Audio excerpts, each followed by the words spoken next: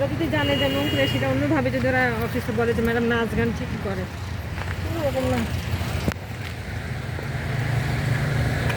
বর্তমানে সিলেট শহরের আশেপাশে চায়ের এই বিশাল অরণ্যতে এই মুহূর্তে আছি।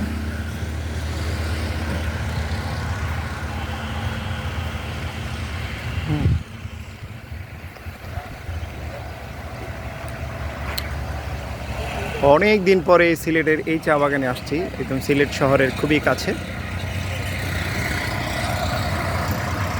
বিশাল অরণ্য,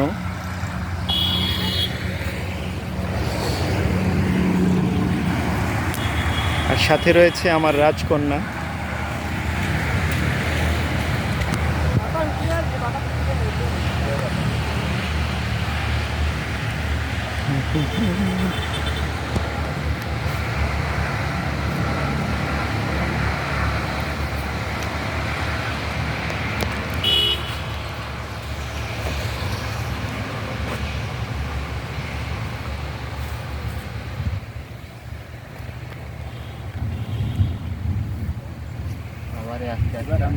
এই চা পাতা কবে তোলা হবে?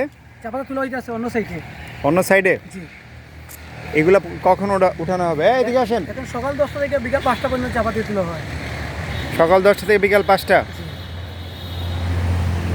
এখানে চা পাতা তুলে কোথায় নেওয়া হয়? ওই সামনে ফ্যাক্টরি আছে, ওইখানে ফ্যাক্টরিতে নেওয়া হয়। নিয়ে এখানে বাতাস খাওয়াবে, টাইপ আছে, বাতাস খাওয়ানোর পরে বেশি ভাঙাবে। এইটাই হলো বাংলাদেশের প্রথম চা বাগান। প্রথম বাংলাদেশের প্রথম চা বাগান এইটা।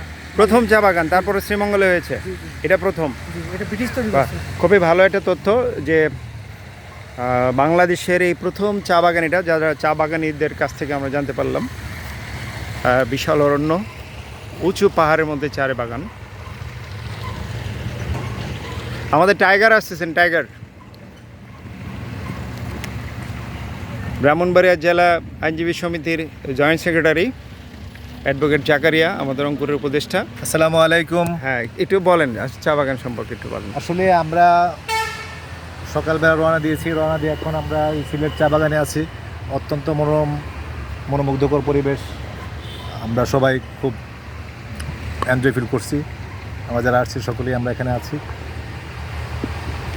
সকলে আমাদের জন্য দোয়া করবেন। তো আজকে সারাদিনের সিলেট ভ্রমণ ভালো হোক জি, নাকি? ইনশাল্লাহ সকলের কাছে আমরা দোয়া চাই আমাদের সিলেট ভ্রমণ সুন্দর হোক। তার মানে আমরা এখন যাব এই যে আমাদের এখান থেকে আমরা যাব, হযরত তারপর শাহপুরান মাজারে যাব, তারপর এখান থেকে আমরা যাব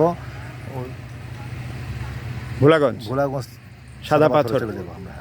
আচ্ছা, এটা লম্বা জার্নি, দিনব্যাপী এই journey. Thank you so much যারা আমাদের দেখছেন, অনেক অনেক ধন্যবাদ।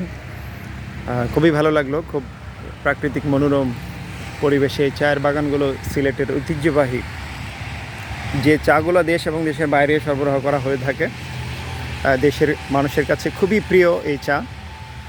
আর দাদা রয়েছেন আমাদের কাছে, অরূপ রায় দাদা। দাদা কেমন আছেন আপনি? হ্যাঁ, খুব ভালো। আজকে এই কর্মব্যস্ততা ফেলে এখন একটু অবকাশ যাপনে আসলে অনেক দূর চলে এসেছেন, তাই না? সবাইকে নিয়ে আনন্দ করতেছি। খুব ভালো লাগতেছে না? Thank you so much. আমার রাজকন্যাটা অনেক দূরে চলে গেছে যদিও। থ্যাংক ইউ, ভালো লাগলো। আবারও আপনাদের সামনে আবারও কথা হবে, দেখা হবে। Thank you so much.